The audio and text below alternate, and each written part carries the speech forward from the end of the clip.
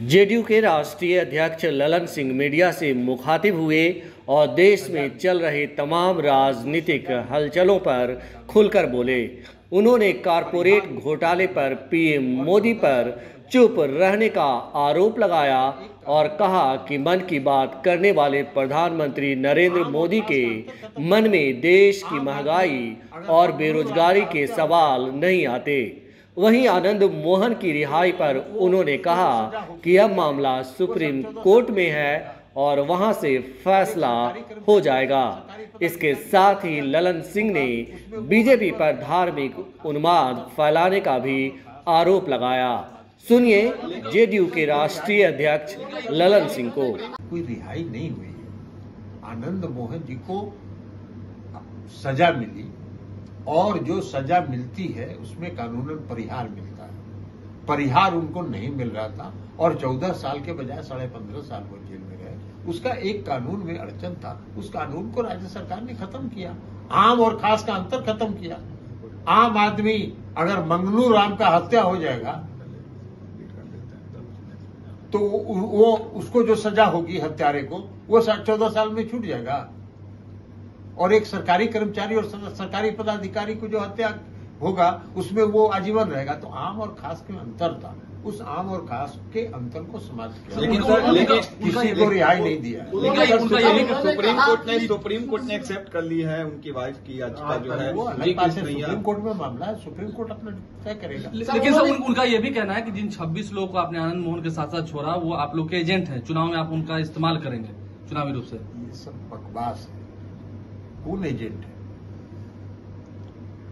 उसमें 78 साल का व्यक्ति है, 87 साल का व्यक्ति है, वो कुछ किसी का एजेंट होगा? ये सब राजनीतिक इस्तेमाल करने का काम है उनका और वो राजनीतिक इस्तेमाल करते हैं, वो करते रहे। सुशील मोदी जी छपास रोग से ग्रसित है।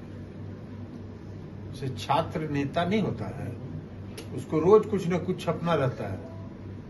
वही हालत है सुशील मोदी जी का। और हमको लगता है कि जो असत्य बोलने वालों का जो एक गिरोह है, उस गिरोह के सरगना है वो। आज तक मैंने कभी मन की बात नहीं देखा। सुशील जी बताएं, कभी उनके साथ देखे हैं क्या बैठ के? अरे कभी हम मन की बात देखते ही नहीं, इसलिए कि मन की बात क्या होती है जी? आप देश के प्रधानमंत्री हैं तो देश के प्रधानमंत्री हैं तो देश की बात न करिएगा। आप मन की बात कर रहे हैं, क्या है आप? मैंने कोई स्वामी है, मठ चला रहे हैं? अरे देश में और हमने क्या क्या हमने कहा है कि मन की बात में अगर इस देश के आदरणीय प्रधानमंत्री जी करते हैं तो देश की ज्वलन समस्या है महंगाई, देश की ज्वलन समस्या है बेरोजगारी। तो सुशील जी को बताना चाहिए कि भाई हमने 8 साल में 18 करोड़ लोगों को रोजगार दे दिया, तो उस पर तो कुछ बोल नहीं रहे। बेरोजगारी इस देश में बढ़ी है कि नहीं बढ़ी है?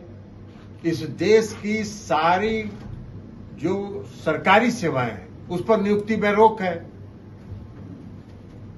तो बोलिए, प्रतिक्रिया दीजिए। भाई निजीकरण इस देश का कर रहे हैं कि नहीं कर रहे हैं?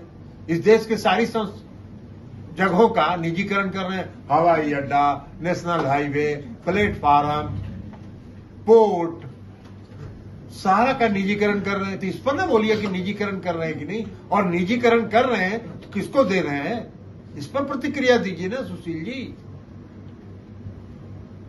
81,000 करोड़ रुपया का कॉर्पोरेट घोटाला हुआ इस देश में। हमने यही सवाल पूछा है ना कि देश के प्रधानमंत्री का यह भी दायित्व है कि नहीं है कि देश की जो ज्वलन समस्या है, महंगाई है, बेरोजगारी है, निजीकरण है, कॉर्पोरेट घोटाला, इस पर भी कुछ बोलिएगा। मन के अंदर कुछ आता है। अगर मन के अंदर कोई भावना नहीं उठ रही है तब तो अलग बात है। जातीय गणना है और जातीय गणना कराई जा रही है, सभी दलों की सहमति से कराई जा रही है। अब उसके बाद भारतीय जनता पार्टी को लग रहा है कि भाई उससे उनको कुछ घाटा होने वाला है, वो एक्सपोज होंगे तो वो पीछे से, पर्दे के पीछे से मुकदमा करवा रहे हैं, तो मुकदमा होगा तो कोर्ट में, हाई कोर्ट में तय होगा, सर्वोच्च न्यायालय में तय होगा। सर, प्रधानमंत्री नरेंद्र मोदी ने कहा है कि नीतीश कुमार जिस तरह से मुहिम को एकजुट कर रहे हैं, कुछ लोग हैं जो देश में भ्रष्टाचारियों को सबको एक साथ ला रहे हैं, एक मंच पर ला रहे हैं। भाई, जो भारतीय जनता पार्टी में चला जाता है भ्रष्टाचारी, वो वॉशिंग मशीन से धुल के निकल जाता है। भारतीय जनता पार्टी के अंदर कितने भ्रष्टाचारी हैं, किस पर कार्रवाई किया इस केंद्र की सरकार ने, उनको बताना चाहिए। और नहीं तो उनमें साहस है, हम चुनौती देते हैं, हिम्मत है तो कहें। बीजेपी का तो काम ही है धार्मिक उन्माद फैलाना। क्या होता है यूनिफॉर्म सिविल कोड? बिहार में भाई अलग अलग जाति है, अलग अलग धर्म, और अलग अलग धर्मों के लिए अलग अलग कानून बना हुआ है। हिंदू लॉ है, मुस्लिम पर्सनल लॉ है, क्रिश्चियन समाज के लोगों के लिए अलग कानून है। तो जब तक सभी समाज के लोगों को एक साथ बैठा के आम सहमति नहीं बनाइएगा, तब तक यूनिफॉर्म सिविल कोड कैसे लागू होगा और कैसे आप बनाइएगा? और अगर अपना मन से बनाना चाहते हैं तो दूसरे धर्म पर थोपना चाहते हैं, तो ये देश में धार्मिक उन्माद फैलाने का प्रयास है। ने कहा है कि प्रधानमंत्री जाइए ना, आप जाइए ना मल्लिकार्जुन खड़गे से पूछिए, आप कुछ ज्यादा ही, आप कौन पोर्टल से? ये नहीं सर, चलिए जाइए। नित्यानंद राय ने कहा कि मल्लिकार्जुन खड़गे पर हम क्या? नित्यानंद राय ने कहा कि नीतीश कुमार भस्मासुर साबित बैठक होने वाली है पटना में, क्या कोई फिक्स टाइम हुआ है या फिर कहाँ होगी? जब होगी तो आपको बता दिया जाएगा। सर, सम्राट चौधरी भी कह रहे हैं कि नीतीश कुमार में छोड़िए ना, हर आदमी का जवाब हम नहीं ना देते हैं। आपको हर आदमी का जवाब की जरूरत है, हम हर आदमी का जवाब नहीं देते हैं। सर, एक बहुत चर्चा स्टैंडर्ड है सर, एक जवाब देने का। सर, एक बहुत चर्चा है सर कि नीतीश जी लोकसभा चुनाव लड़ सकते हैं, नालंदा से लड़ सकते हैं, क्या आप लोग को लगता है? नीतीश जी से कभी भेंट होगी तो पूछ लीजिएगा। क्या वो मुझे मुस्कुरा रहे हैं सर? उनसे कभी सवाल पूछेगा? नीतीश जी से जब भेंट होगी तो पूछ लीजिए। ठीक है।